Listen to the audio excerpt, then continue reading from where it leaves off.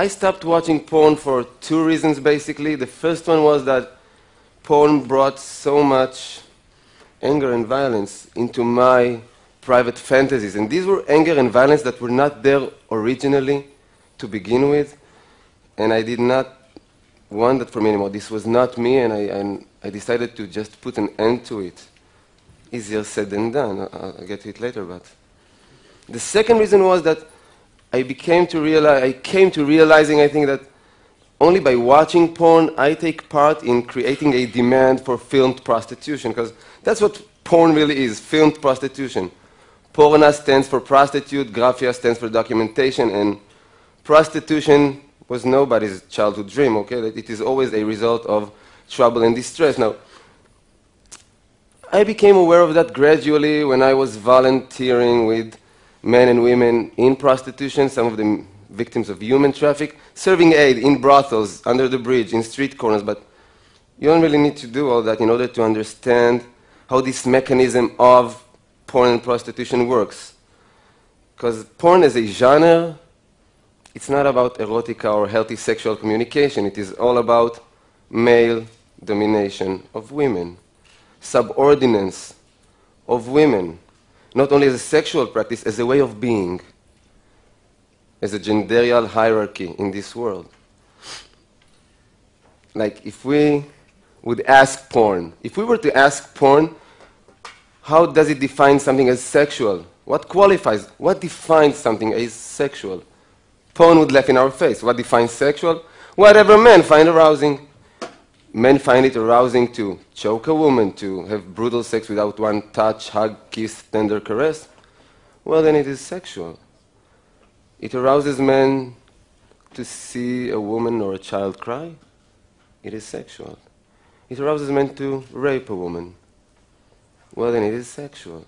In every mainstream porn gallery on the web, we can find the rape category, side by side with the humiliation category, abuse category, crying category, and so on.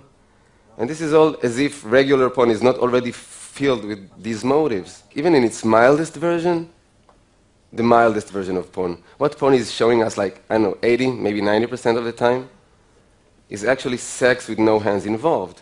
And this is not how we authentically desire. Sorry, I'll repeat that. I see your look. Sex with no hands involved. Okay. If you're not going to give up watching porn, so next time you do watch, just notice that porn cameras have no interest in capturing any normal sensual activities, such as petting, caressing, making out, touching, hugging, kissing. No. What porn cameras are into is the penetration. So normally, the composition will be a man and a woman. Hopefully just one. Okay, so one man and one woman. His penis is inside her. Don't be picky. It doesn't matter where inside. Somewhere inside her there is a penis. His penis is somewhere inside her, okay? And in order to not block the camera for doing this extreme close-up on the penetration, he's standing with his hands behind his back most of the time. And the woman is in this uncomfortable position, and she needs to handle the penis inside her without damaging the hair or makeup work done on her, because that's money invested and time invested in her, without disturbing his aggressive movement, and mainly without blocking the camera. So the result is that we got two people having sex, different shapes and acrobatics or something, but they're having sex when the only body parts that actually touch each other are the penis and the part being penetrated. No hands involved. Now, I talk, I don't know, 250, 300 times a year, soldiers, students, pupils. No one has ever come up to me and say, Ran, you know, that part with sex with no hand thing, that was my authentic desire. Like, when I was 11 or 12, I never wanted to kiss anybody or touch them. I was not curious about that. It was all penetrations to begin with. No one has ever said that. Before porn. After porn. In my private fantasies before watching porn, there was always a very strong narrative. And the narrative was of sensuality and mutuality, which means that I had always imagined what I will say to her. What would she possibly answer? What options do I have to respond? In real life, it never works like I planned, but it was super important in my mind in terms of arousal, the build-up, the location, the setting, where will it be? What are the circumstances of me and her being all alone all of a sudden? How will this bodily inflaming between us will emerge step by step. It was super important before porn. After making a habit out of porn, it conquers your mind and it invades your brain, and I lost my ability to imagine, which means I found myself, and I won't be too explicit, but trying to masturbate, just closing my eye, trying to fantasize desperately about something human and not making it because my head was bombarded with all those images of women being violated and subordinated and forced into pretending they enjoy diabolic sperm rituals, okay? So this is pretty much the result. And we are all vulnerable to pornography. It's not just young people. And we should be very careful, I think, with not only what we put into our bodies, but in terms of food and nutrition, in what is the nutrition of our mind, because everything we watch invades us. I'll give you a short example from non-sexual areas. I came back home, and my beloved one was watching some cultural junk. She was watching a karaoke show, auditions, the one with the chairs spinning. And we don't have a TV set back home, okay? We don't have a TV set back home, but only because it allows us to falsely present ourselves as deep and profound people. Wait, I never heard of that. Mastectomy, who? Angelina, no, we don't have a TV. We watch every cultural junk possible, okay? Not me, not her, we don't contemplate about l'existence. We download stuff, and we download all cultural junk. So I'm watching this 20 minutes karaoke show, and it was so boring and tedious, okay? 2 minutes talking, 4 minutes blabbering about it. I lost patience after like 20 minutes, and I went off to take a shower. And the most interesting part was in the shower, because what I found out there was myself in my most pathetic ever. I'm going to share it with you. I want to feel that you actually accept me and love me, so I have to share my most pathetic, and you have to accept it now. I don't know until I got over myself if it took me, 5, 7, 10 minutes to realize that I'm standing under the water in the shower, pondering severely what would have been my song for the auditions. Deep and profound, mind you. I won't be doing this Rihanna, Lady Gaga, I'll be doing Mercedes Sosa, Como un pájaro libre. I'll be doing a cover for Bob Dylan's Blind Willie McTell. Ain't that deep and profound? I had to realize that I'm an idiot because I have no talent for music. More than that, I never wanted to be neither a musician nor a singer-songwriter. This was never a part of my inner world of wishes. Okay, but I'm a human being. What can I do? I was watching that for 20 minutes. It entered my brain for a while.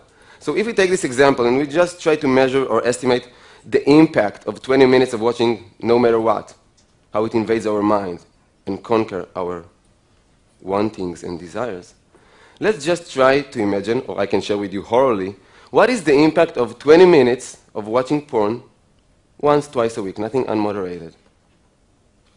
It's overtaking. And porn is in our households whether we want it or not, and I believe that it does not agree with our well-being. And because we have internet in the Western world all over the place, almost in every cellular phone now, we've got 90% of 12-year-olds watching porn on a regular basis. And it has both an addictive effect and a paralyzing effect. It's addictive because we develop somewhat of a dependency in porn, but the paralyzing part is because, mainly for young boys and men, because porn is teaching us that as a man, you are solely valued in sex by having a large penis and an eternal erection. According to porn, being a valuable sexual partner does not relate with being sensual, passionate, attentive, generous, well-coordinated. None of the above. It is all about large penis and eternal sunshine, which we don't possess. So boys become paralyzed, and if they don't become paralyzed by watching porn, very often they turn into imitators of what they saw, which means they become aggressors. Aggressors, even when emotion is involved. Like, there is so much sexual abuse going on nowadays within the confines of what we perceive from the outside as beautiful teenage love stories or healthy adult relationships, because we don't really talk about sex. We just see it all over the place. We don't really talk about it. So what goes on in the confines of a certain room, but these are all sexual mutations that happens. If we talk about women, it's not only that, but young girls and women get the message, not only from hardcore porn, but from our porn-influenced mainstream culture. Have you seen any Miley Cyrus, Lady Gaga video clip, commercials. That's porn with clothes on it. So girls get this notion that if you want to be worthy of love, first and foremost, you have to be worthy of sexual desire. And now, the definition of sexual desire almost equals be like a porn star. So I work in dozens and dozens of high schools and junior highs. In every single one of these schools, I find girls that at a certain point agreed to be documented in an intimate situation because they wanted to please some guy that they had feelings for. And this guy misappropriated their trust. Always same story, so he sells it on WhatsApp application or on the web, in the internet. And normally nobody even addresses him in terms of moral. But it is always girls that suffer from shaming and mortification. They can change school, they drop out normally. Change school, move to another city, and still be haunted on social networks. They develop clinical depressions, severe eating disorders, as if we don't have enough reasons in our culture to develop eating disorders. They become so isolated socially. So some of them, like Amanda Todd, rest in peace, some of them actually commit suicide because they find no more value in life or in themselves. So porn is not only in our house, it is a capital case. It is not a minor phenomenon in our society. It is a question of life and death sometimes. It is mainly a question of life and death for the people who participate in porn, because porn is not an embodiment of freedom of speech, freedom of occupation, blah, blah, blah. No, it's an embodiment of sex exploitation, working side by side with human traffic, raping, pimping, solicitation. For every one porn star with a book contract or a production company, we've got hundreds of thousands of women and girls who does not survive out there. Literally, they just don't make it. The sex industry just, how do you say, chews them up and spits them back into brothels, into hooking in the street, escorting, massage parlors with happy or unhappy ending, depends who you ask. And I'm not joking, this is serious life. This is the whole spectrum of prostitution. So many of them doesn't even make it to the age of 50. I'm talking countries that the average life expectancy is 75, 76 years now. They don't make it to the age of 50, for reasons mainly. Drugs, STDs, sexually transmitted diseases, being murdered by a John, a pimp, a boyfriend. And the fourth reason is suicide once again. Because if you're a prostitute, on camera or off camera, you're in the situation that we can refer to as social death.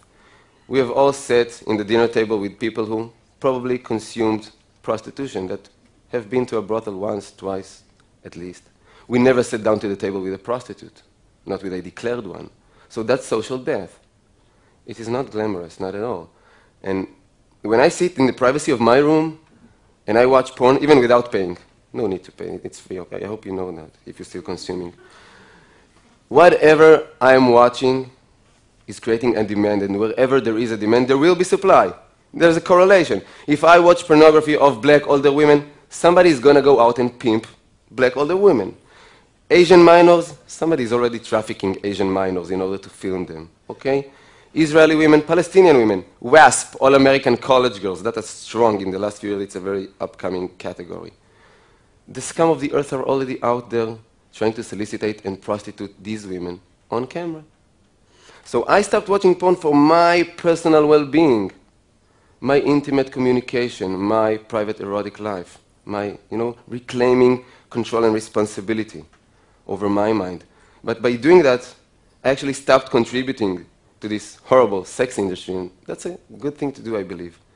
And I would really like to propose that notion of physically and emotionally safe sex. Emotionally safe sex. It does not mean going back to be conservative or unliberated sexually. I'm all for sexual freedom. It just means that we need to put genderial hierarchy aside, subordinates aside, and bring back in, let's just say, laughter as a critical mass for intimacy. Two souls, two humans, two souls alone in private. Can they please have a laugh together? I don't care if they know each other for a decade or for an hour. If two souls alone in a room does not manage to have a laugh together, what good could possibly grow there, sexual and non-sexual? That's emotionally safe sex.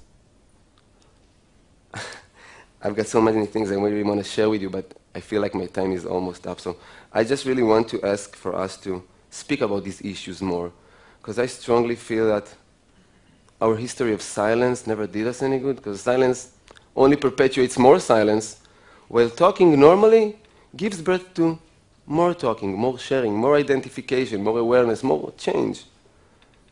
Small change in our small, humble life, but real change, a true one, emotionally safer. Thank you for listening.